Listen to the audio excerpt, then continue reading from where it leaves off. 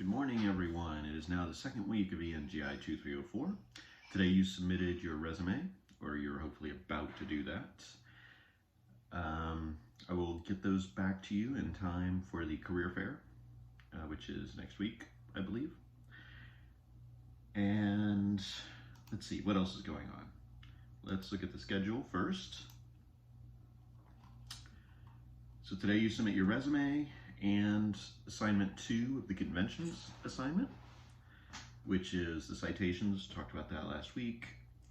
And for Friday, you're going to start watching the videos on presentations. Response Journal 1 is due a week from today after Labor Day. So first, enjoy your Labor Day holiday. I hope you do lots of good labor. Response Journal 1, that is explained on the policy statements. And you can find that on page 10 of the policy statement. Response Journal 1 concerns how your general courses will affect your engineering coursework or your abilities as a working engineer. Discuss how a course such as economics, government, philosophy, English, psychology, other general education courses will affect your life as an engineer. Try to be as specific as possible and make an argument about exactly how that particular course will affect your life as an engineer or as an engineering student.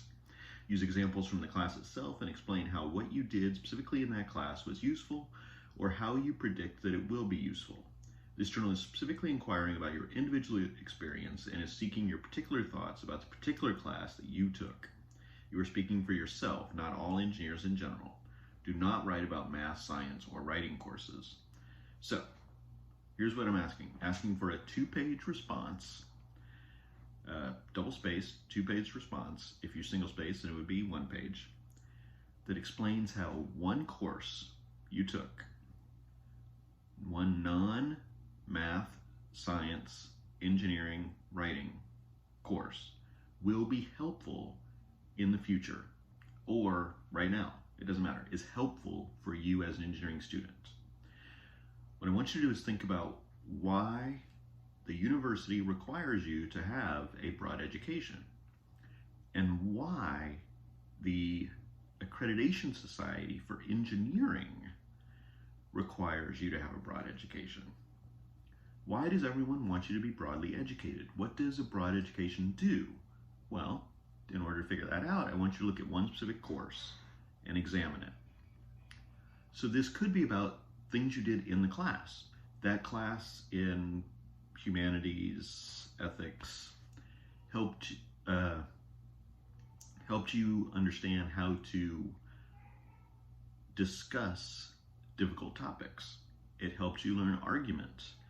Or it could be about things external to the class. It helped you get to know people who are not engineers. It could be that you saw your peers interact. You learned how to do that. It could be that it helped you with your writing or speaking. It really could be anything. Take one class and expand how that class has helped you. Okay? Now, could you talk about how unimportant it is and that class was stupid? Well, yes, you could, but why not pick a positive one? Pick a different class. Okay? I want you to examine why a class would be helpful. Now, if you wanted to talk about something like economics, that's fine. You could talk about how the principles that you learned in economics will help you as an engineer. But that's actually difficult. That's going to take a lot of explaining. Like, how does learning about the law of supply and demand, how is learning about that actually going to help you? You would need to get very specific.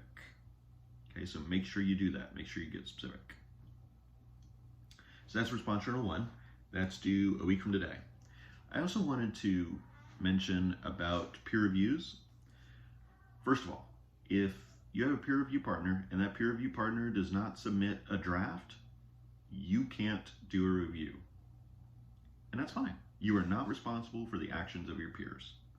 So they will not get credit for submitting. You will not be penalized or penalized for not completing a review. Okay? So don't worry about that. Also, why do we do this kind of peer review? I mentioned this briefly last time, but I want you to think about it the way professionals think about it. I actually still do peer review. We continue doing this. I review other people's work, they review my work. Before I submit anything that's really important, I will ask someone to review it. Before I give an important presentation at a professional conference, I will make someone watch me do it, and they will give me feedback on it. This is standard practice. And in fact, the journal articles you're looking at are called peer-reviewed journal articles. Why are they called that? Because when the process works like this, when someone submits an article, they get the electronic document, okay, they get the document, then the editor to that journal will send it out to experts in the field, generally 2 experts in the field. These are people who are specific experts in the subject of that article. They don't know who wrote it, but they will review it, and they will make recommendations back to the editor.